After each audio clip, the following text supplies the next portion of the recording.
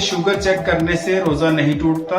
ज्यादा चांसेस ये होते हैं कि आप हाइपरग्लाइसीमिया का शिकार हो जाएं, आपको फालिज हो सकता है, गुर्दों की खराबी, इसके अलावा असाब के कई तरह के मसाइल हो सकते हैं कि अगर रोजा तोड़ने की सूरत हाल पैदा हो जाए तो फौरी तौर पर आपके पास कॉल कर सकते हैं या मैसेज कर सकते हैं। सूरह बकरा में अल्लाह ताला फरमाता है कि अपने ही हाथों से अपनी तबाही में मदद ना करो, किसी शख्स को उसके बदले में खाना खिला सकते हैं। अस्सलामु अलैकुम, मैं हूं डॉक्टर अब्दुल हसीब दानिश और आज हम बात करेंगे कि रमजान के महीने में शुगर के पेशेंट रोजा रख सकते हैं या नहीं, और अगर उन्होंने रोजा रखना है तो वो किस तरह से रोजा रखें। रोजा इस्लाम का एक अहम रुकन है और रोजे की डेफिनेशन में जहां बहुत सी चीजें आती हैं उसमें एक इम्पोर्टेंट पार्ट ये है कि सुबह सहरी से इफ्तार तक आपने कुछ खाना पीना नहीं, और इसी इम्पोर्टेंट हिस्से के बारे में आज हमने बात करनी है। गर्मियों में जब रोजे का दौरानिया तकरीबन 15 घंटे के लगभग हो जाता है तो ऐसे मौसम में इतनी शदीद गर्मी में शुगर के मरीजों के लिए रोजा रखना एक चैलेंज बन जाता है।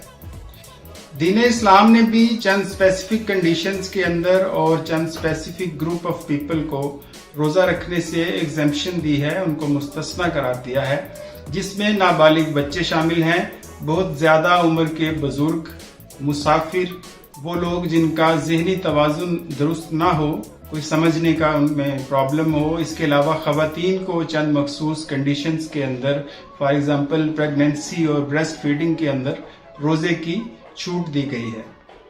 लेकिन अगर आप मुसाफिर हैं या बीमार हैं तो आपने बाद में उतने ही रोजे रखने हैं जितने आपने सफर या बीमारी के दौरान छोड़े थे। और अगर आपको रोजा रखने में बहुत ज्यादा मुश्किल पेश आती है तो आप किसी शख्स को उसके बदले में खाना खिला सकते हैं। ये ऑप्शंस हमारे पास दीन इस्लाम में मौजूद हैं। हमारा मेन टॉपिक है आज डायबिटिक पेशेंट्स। डायबिटीज है क्या? ये एक ऐसी बीमारी है जिसमें आपके खून के अंदर शुगर का लेवल बहुत ज्यादा हो जाता है। इसकी वजह ये होती है कि आपका पैंक्रियाज यानी लबलबा या तो प्रॉपर इंसुलिन बना नहीं रहा या बिल्कुल नहीं बना रहा, या वो जो इंसुलिन बना रहा है वो प्रॉपरली काम नहीं कर रही। ऐसी कंडीशन में आपके ब्लड में शुगर का लेवल बहुत ज्यादा हो सकता है।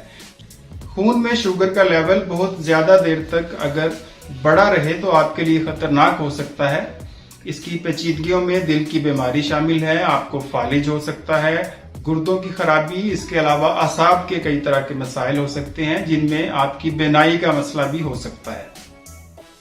रोजा रखने वाले शख्स के लिए ये आम बात है कि वो भूख, प्यास और थकावट महसूस करे, लेकिन शुगर के मरीज ऐसा बहुत ज्यादा महसूस करते हैं और शाम के वक्त उनकी शुगर का लेवल बहुत ज्यादा डाउन हो सकता है, जिसे हाइपोग्लाइसीमिया कहते हैं।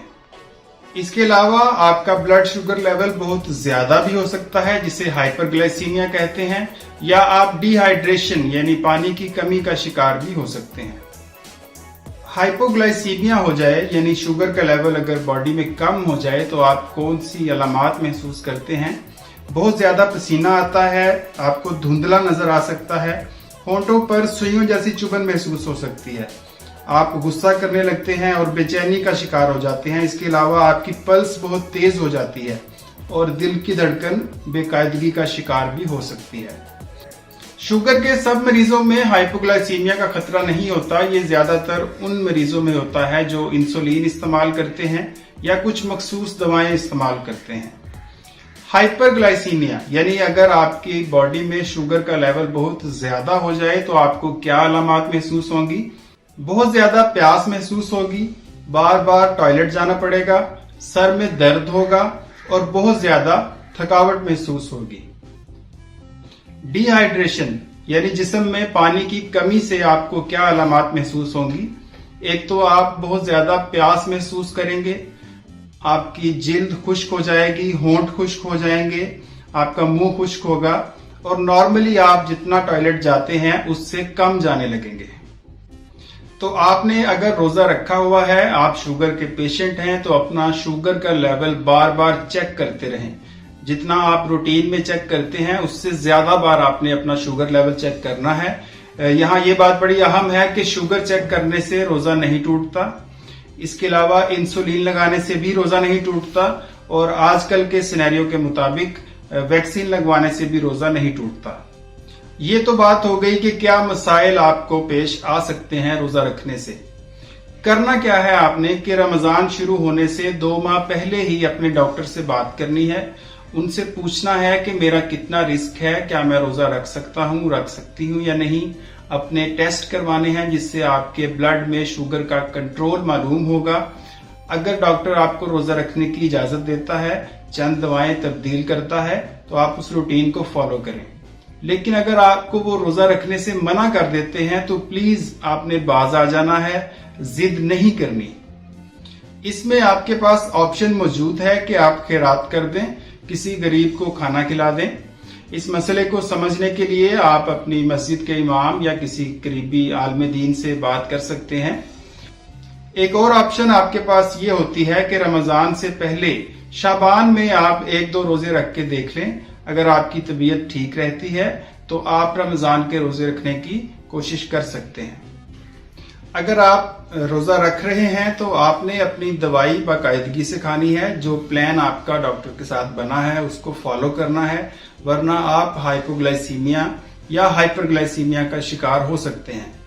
رمضان میں زیادہ چانسز یہ ہوتے ہیں کہ آپ ہائپرگلائسیمیا کا شکار ہو جائیں، اس لیے آپ نے شوگر چیک کرتے رہنا ہے۔ ایکسرسائز بالکل نہیں کرنی کیونکہ اس سے ہائپوگلائسیمیا کا خطرہ پیدا ہو جاتا ہے۔ اگر آپ طبیعت میں خرابی محسوس کریں تو فوراً آپ نے روزہ توڑ دینا ہے۔ یہ بہت اہم ہے کہ آپ ہائپوگلائسیمیا، ہائپرگلائسیمیا یا ڈی ہائیڈریشن کی علامات اگر فیل کریں تو فوری طور پر آپ نے روزہ توڑ دینا ہے۔ اس کے علاوہ ایک کام جو اکثر بزرگ کرتے ہیں، ان سے میں ریکویسٹ کرنا چاہتا ہوں کہ آپ نے یہ کام نہیں کرنا، وہ یہ ہے کہ چھپ کے روزہ نہیں رکھنا۔ اگر آپ نے روزہ رکھا ہوا ہے تو گھر میں کسی ایک شخص کو لازمی پتا ہو کہ آپ روزے سے ہیں، تاکہ خدا نخواستہ اگر آپ کی طبیعت خراب ہوتی ہے تو ان کو علامات سے پتہ چل جائے کہ آپ روزے سے ہیں اور یہ مسئلہ اس وجہ سے ہو رہا ہے۔